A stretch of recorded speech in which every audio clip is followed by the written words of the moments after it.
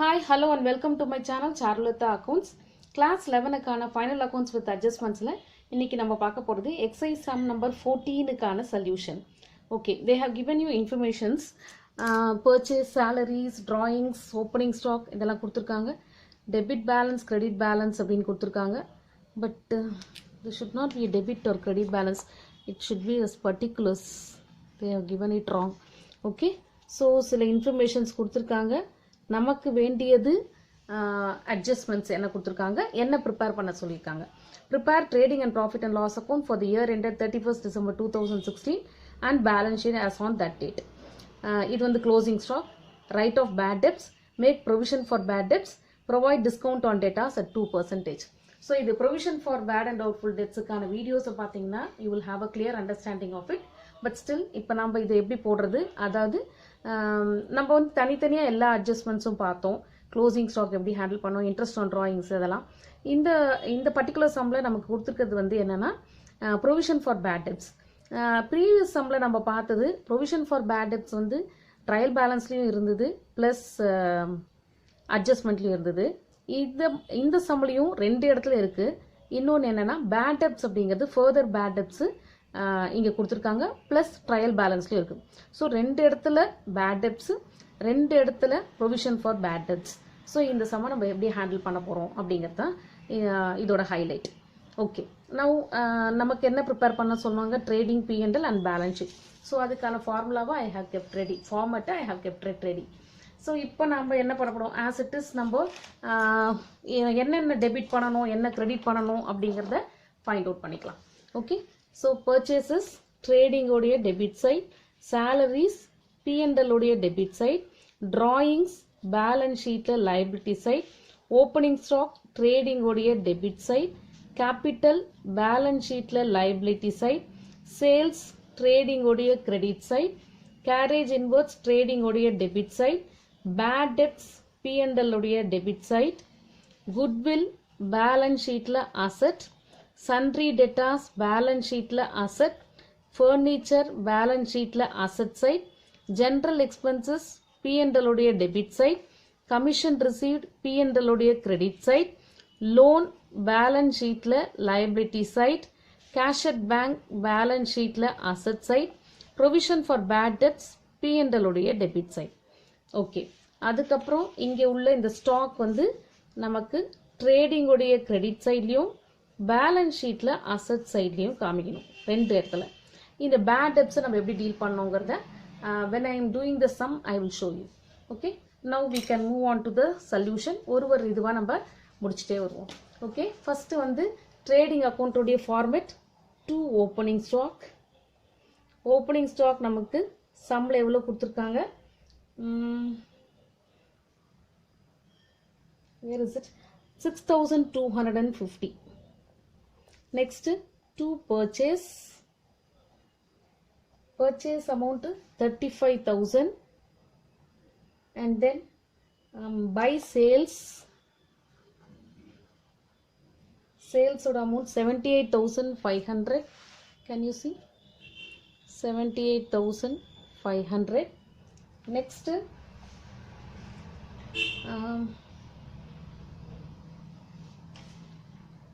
carriage inwards கொடுத்திருக்காங்க. so to carriage inwards எப்பவும் ஞாபகம் வச்சுக்கோங்க, கேரேஜ் இன்வெர்ட்ஸாக இருந்தால் ட்ரேடிங் உடைய டெபிட், கேரேஜ் அவுட்வேர்டாக இருந்ததுன்னா P&L-க்கு போயிடணும் நம்ம. ஓகே, P&L உடைய debit side it is given as 21,800. Then நம்ம by closing stock. Closing stock வந்து it's rupees 5,800 and then that's all. so trading information over. அதுக்கப்புறம் நம்ம வேற என்ன இன்ஃபர்மேஷன் கொடுத்துருக்காங்க, ஸோ சேலரிஸ் கொடுத்துருக்காங்க. P&L உடைய டெபிட் சைட் நமக்கு சேலரிஸ் வரும். So to salaries rupees 11,750. Before that நான் இங்கே வந்து பை கிராஸ் ப்ராஃபிட் எழுதி வச்சுக்கிறேன். we have to transfer and then drawings வந்து பேலன்ஸ் ஷீட்டில் எழுதணும். I will do it. and then opening stock capital எழுதிக்கலாம். liability sideல capital rupees 50,000 inner column எழுதிக்கலாம். அதோட net profit add பண்ணனும், drawings less பண்ணனும். and then bad debts இருக்கு, goodwill கொடுத்திருக்காங்க. asset sideல goodwill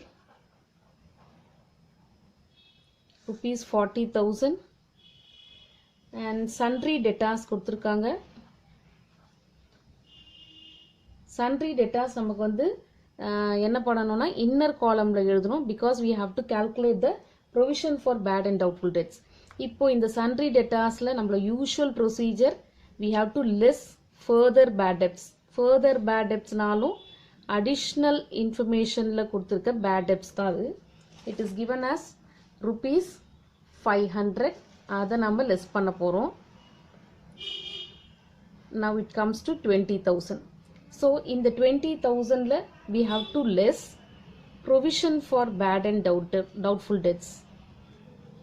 for bad and doubtful debts இதுவும் adjustmentல கொடுத்திருக்கிறது தான். provision for bad debts வந்து 5% கொடுத்திருக்காங்க. நாம இந்த 20,000ல தான் we have to calculate. 20,000 into 5/100 gives you 1,000. அதை மைனஸ் பண்ணா we get 19,000. அடுத்து நம்ம என்ன கொடுத்திருக்கோம் அப்படின்னா provision for discount on debtors 2%. ஏற்கனவே நான் சொல்லியிருக்கேன், இந்த provision லெஸ் பண்ணி மீதி வர அமௌண்ட் தான் good debtors. இந்த good debtorsக்கு தான் நம்ம டிஸ்கவுண்ட் அலோட் பண்ணணும், அது லெஸ் பண்ணணும். provision for discount on debtors அது எவ்வளோனா 2%. அதை நம்ம இந்த 19,000ல தான் நம்ம calculate பண்ணணும். 19,000 into 2/100 it gives rupees 380. so இதை நம்ம லெஸ் பண்ணோம்னா we get 18,620. இதுதான் நம்ம sundry debtors outer காலத்துல காமிக்க வேண்டியது. this is the actual amount which we are going to receive. இது வந்து receivables. ஓகே, சரி.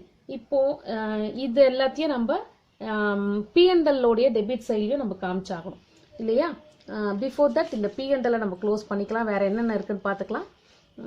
குட்வில் போட்டாச்சு, sundry debtors, ஃபர்னிச்சர் பேலன்ஸ் ஷீட்டோட அசட் சைடில் ஃபர்னிச்சர் போட்டுக்கலாம். Furniture rupees 31,000. And then general expenses கொடுத்துருக்காங்க, அது வந்து P&L உடைய டெபிட் சைடில் காமிக்கணும். to general expenses, that is around rupees 3,250.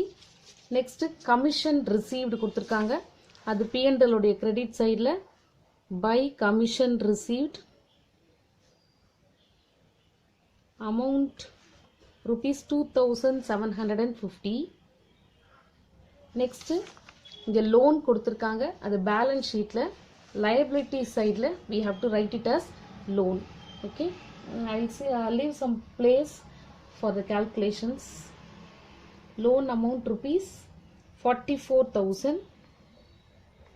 and then next இங்க கொடுத்திருக்கிறது cash at bank, அது வந்து balance sheetல asset sideல we have to show it.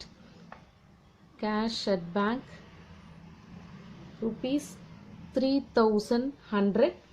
next provision for bad debts இருக்கு, இது எல்லாத்தையும் நம்ம P&L எப்படி நம்ம காமிக்கிறோம் அப்படிங்கறத பார்த்துக்கலாம். ஓகே, ஸோ நம்மளோட யூஷுவல் ப்ரொசீஜர் என்ன அப்படின்னா நம்ம 2 bad debts போடுவோம் இல்லையா? bad debts போட்டு ட்ரையல் பேலன்ஸில் இருக்கிற bad debts எழுதுவோம் இல்லையா? bad debt 600. Okay, plus further bad debts இருக்கும் இல்லையா? அட்ஜஸ்ட்மெண்ட்டில் நம்ம கொடுத்துருக்கிறது அதை ஆட் பண்ணுவோமா? 500. we get 1,100. இதோட என்ன பண்ணுவோம்? நியூ ப்ரொவிஷனை ஆட் பண்ணுவோமா? நியூ ப்ரொவிஷன்ங்கிறது என்ன? நம்ம கால்குலேட் பண்ணி வச்சுப்போம் இல்லையா? 1,000 rupees, அதை ஆட் பண்ணுவோமா? we get 2,100. இதிலேருந்து நம்ம என்ன பண்ணுவோம்? we will deduct the old provision, isn't it? old provisionங்கிறது என்ன? ட்ரையல் பேலன்ஸை கொடுத்துருக்குது. old provision 2,500 கொடுத்துருக்காங்க. ஸோ இப்போ பார்த்தீங்கன்னா இது வந்து நெகட்டிவ் பேலன்ஸாக வருது, 400 வருது. இந்த மாதிரி வந்ததுன்னா this 400 should be shown on the credit side of the P&L account. ஓகேவா? இதுவே 2500 minus 2100 இருந்ததுன்னா நம்மளோட சம் ஓவர். இந்த 400 இங்கே டெபிட் பேலன்ஸில் P&L காமிச்சிட்டு முடிச்சிடலாம். Since it is a negative balance, இது ஏங்கிறத வந்து தனியாக ஒரு அந்த T account provision for bad and doubtful டெட்ஸுக்கான ஒரு லெட்ஜர் ஓப்பன் பண்ணி பார்க்கும்போது தான் நமக்கு தெரியும். But when we calculate negative figure வந்துச்சு அப்படின்னு சொன்னால் அதை நாம் கிரெடிட்டுக்கு கொண்டு போயிடணும். இதை மட்டும் நீங்கள் தெரிஞ்சுக்கோங்க. ஸோ இப்போ நாம் இந்த ஒர்க்கிங்ஸை இங்கே பண்ணியாகணும். இது எப்படி பண்ணணும் அப்படின்னு சொன்னால், இந்த சைடில் நம்ம காமிக்கும் போது by provision for bad and doubtful debts இங்கே என்ன எழுதணும் அப்படின்னா இந்த opening in sense old. Okay, it is given in the adjustments, trial balance, அதுதான் ஓல்டுன்னு சொல்லுவோம். ஓகே, 2500 எழுதிக்கணும். அதிலிருந்து we have to deduct bad debts that is given in the trial balance rupees 600, அதையும் மைனஸ் பண்ணிக்கணும்.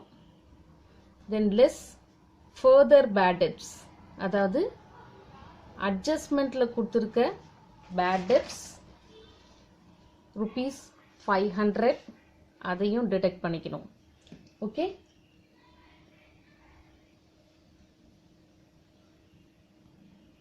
இது கூட minus provision for bad and doubtful debts, அதாவது new, that is which we found out here, இந்த 1000.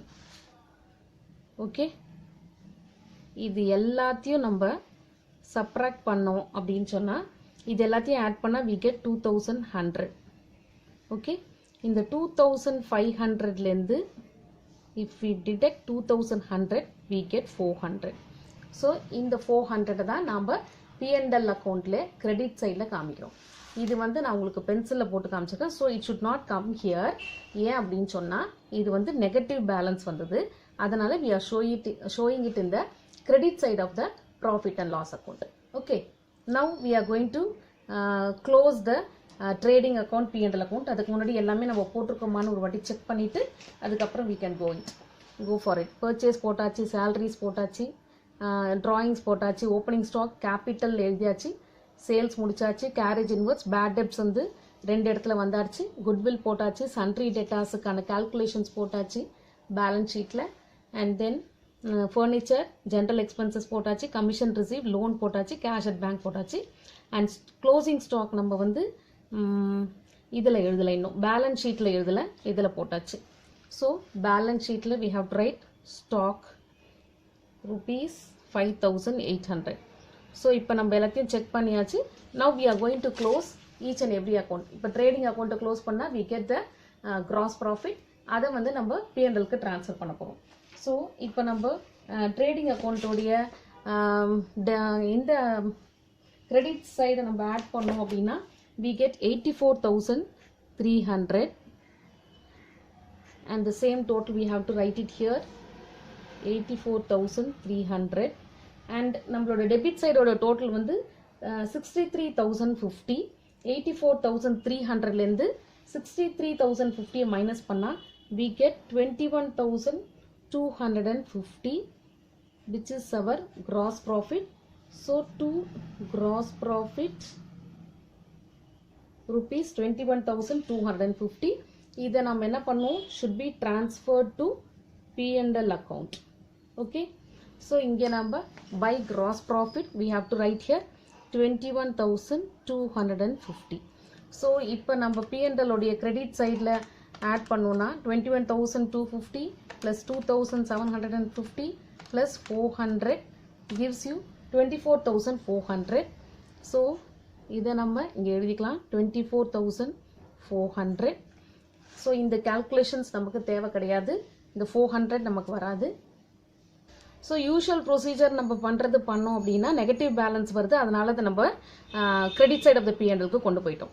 அதுக்கப்புறம் இன்னொரு விஷயம், இது provision for discount on datas 380 நம்ம இன்னும் காமிக்கல, அதை P&L உடைய டெபிட் சைடில் to provision for discount on debtors. அது வந்து rupees 308 because it is given in the adjustment அந்த ரெண்டு இடத்துல வரணும். அதனால இங்கேயும் காமிச்சாச்சு இங்கேயும் காமிச்சாச்சு. now இது வந்து 24,400. இந்த கிரெடிட் சைடு நம்ம ஆட் பண்ணோம்னா 15,000 plus 15,380 வருது நமக்கு. when we less 24,400 it gives you 9,020 which is our net profit. Okay, 9,020 which is going to be our net profit to net profit. Okay, so in the higher total இங்கேயும் நம்ம எழுதிக்கிறோம் 24,400. clear. now balance sheetக்கு வாங்க. balance sheetல capitalோட நம்ம என்ன பண்ணணும், net profit add பண்ணணும். net profit is 9,020. so 59,020. இதுக்கு கூட நமக்கு drawings கொடுத்திருக்காங்க நம்மளோட சம்ல, அதை நம்ம லெஸ் பண்ணணும். drawings வந்து rupees 4,500. when we deduct we get 54,520. okay, then loan வந்து 44,000 already it is there. so interest on drawings லாம் கிடையாது and இங்க எல்லாம் போட வேண்டியதெல்லாம் போட்டாச்சு. let us calculate whether we are getting the answer total correct வருதான்னு பார்க்கலாம். asset side 40,000 plus 18,620 plus 31,000 plus 3,100 plus 5,800 gives 98,520. 98,520 in the asset side. we will calculate in the liability side. 54,520 plus 44,000 gives you 98,520. so our sum is correct. balance sheet total is 98,520. so this is a solution regarding exercise sum number 14 in final accounts with adjustments. trading account la நமக்கு கிடைச்சிருக்க gross profit 21,250 which we have carried over to the P&L account. அங்க நமக்கு கிடைச்சிருக்க net profit 9,020 which we have carried over to the balance sheet. capital ஓட நம்ம add பண்ணிருக்கோம் and our balance sheet total is 98,520. hope you are clear with this. we'll meet you in the next class with another sum. thank you.